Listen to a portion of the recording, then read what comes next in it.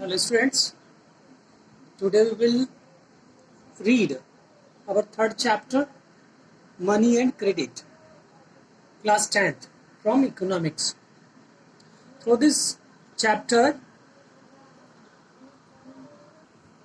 we will try to understand the modern form of money and how they are linked with the banking system. After that, we also try to understand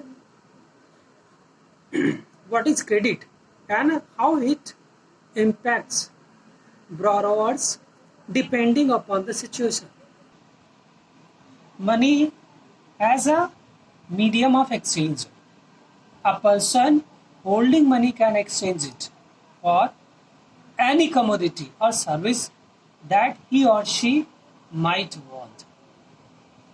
Thus, everyone prefer to receive payments in money and then exchange the money for things that they want.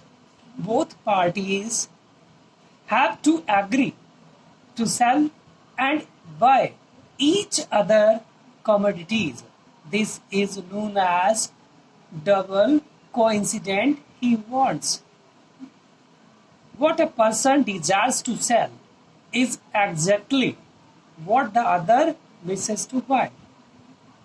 In a barter system where goods are directly exchanged without the use of money, the double coincidence of want is an essential feature. In contrast, in an economy where money is in use, money by providing the crucial immediate step eliminates the need of double coincidence of wants. Money acts as an intermediate in the exchange process. It is called a medium of exchange. This is known as barter system. Modern forms of money. We have seen that money is something that can act as an medium of exchange in transactions. Before the introduction of coin, a variety of objects was used as money. For example, since the very earliest, Indians used grains and cattle as money. Currency.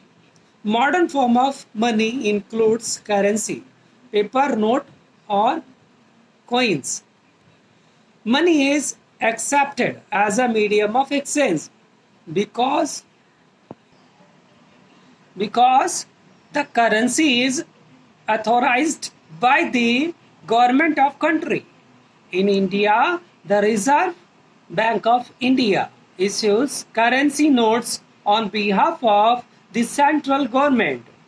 As per Indian law, no other individual or organization is allowed to issue currency. No individual in India can legally refuse a payment made in rupees. Deposits in banks. The other form in which people hold money is as deposits with banks. People deposits their extra cash with the banks by opening a bank account in their name. Banks accept the deposits and also pay an amount as interest on the deposits. The deposits in the bank's accounts can be withdrawn on demand. These deposits are called demand deposits. The payments are made by checks instead of cash. A check is a paper instructing the bank to pay a specific amount from the person's account to the person in whose name the check has been issued. Loan activities of banks. Banks keep only a small proportion of their deposits as cash with themselves. These days, banks in India hold about 15% of their deposits as cash.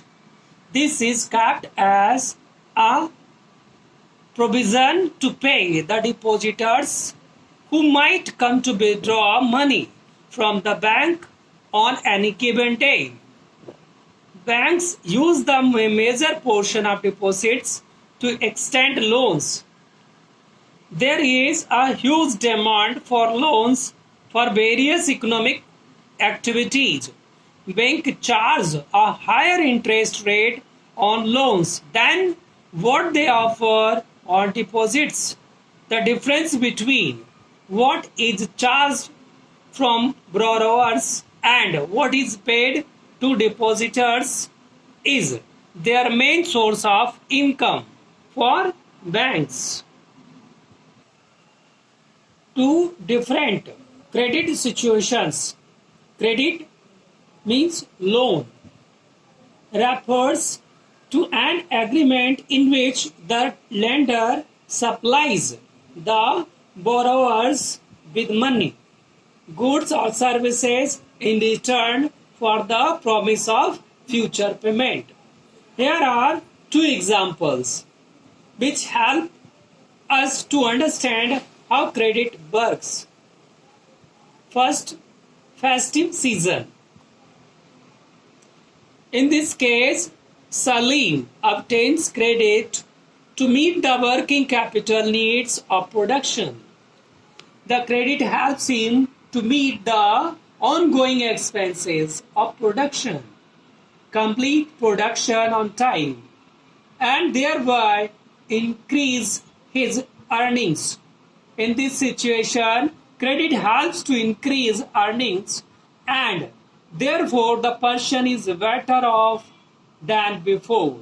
Second, Sapna's problem. In Sapna's case, the failure of the crop made loan repayment impossible.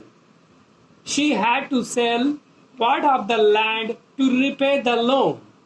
Credit, instead of helping Sapna improve her earnings, left her worse off. This is an example of debt trap. Credit in this case pushes the borrowers into a situation from which recovery is very painful. Whether credit would be useful or not depends on the risks in the situation and whether there is some support in case of loss. Terms of credit. Every loan agreement specifies an interest rate which is the borrower must pay to the lender along with the repayment of the principal. In addition, lenders also demand collateral, means security against loans. Collateral is an asset that the borrower owns, such as land, building, vehicles, livestock, deposits with banks, and uses this as a guarantee to a lender until the loan is repaid.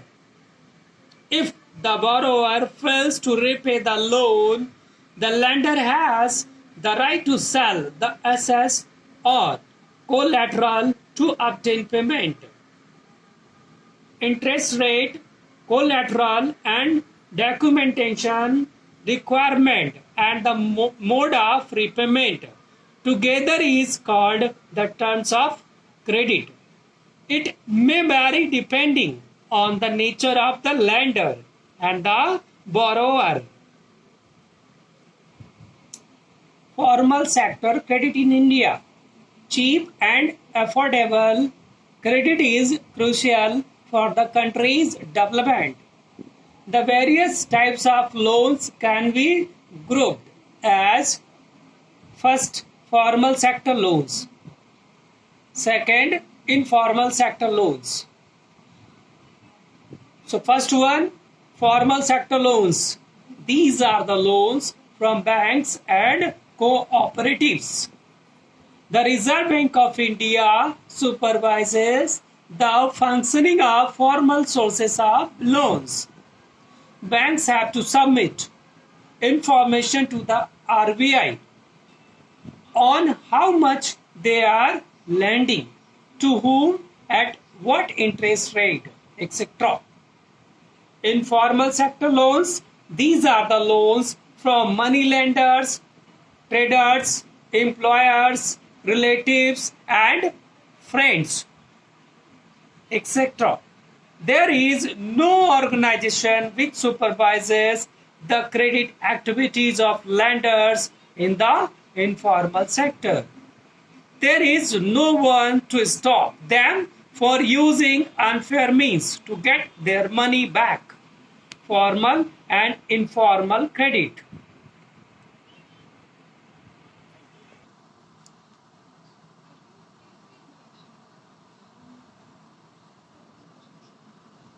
Formal and informal credit.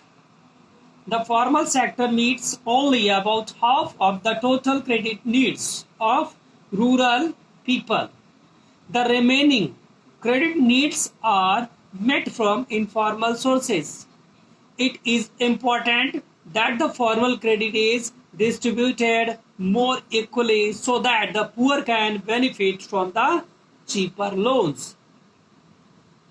It is necessary that banks and cooperatives increase their lending, particularly in rural areas,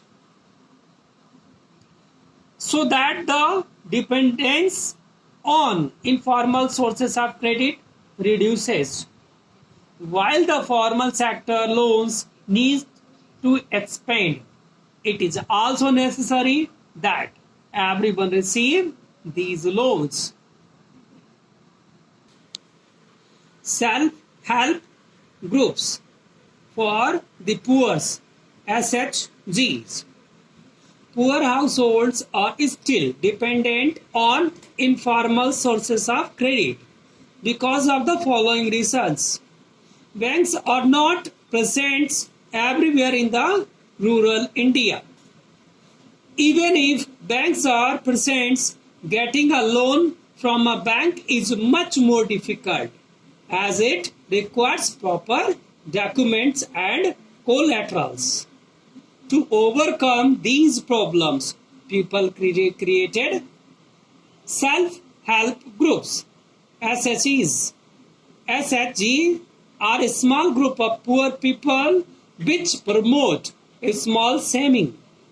Among their members, a typical SHG has 15 to 20 members, usually belonging to one neighborhood, who meet the same regularly.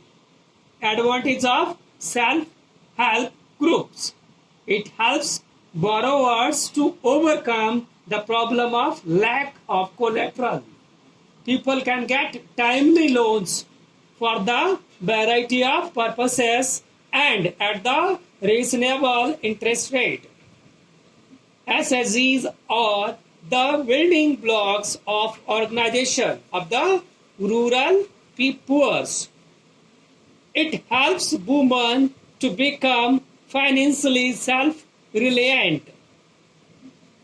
The regular meetings of the groups provide a platform to discuss and act on variety of social issues such as health, nutrition, domestic violence, etc. So students, we explained the whole portion of this chapter through this video. In case if you have doubt, you can leave a comment on the comment box.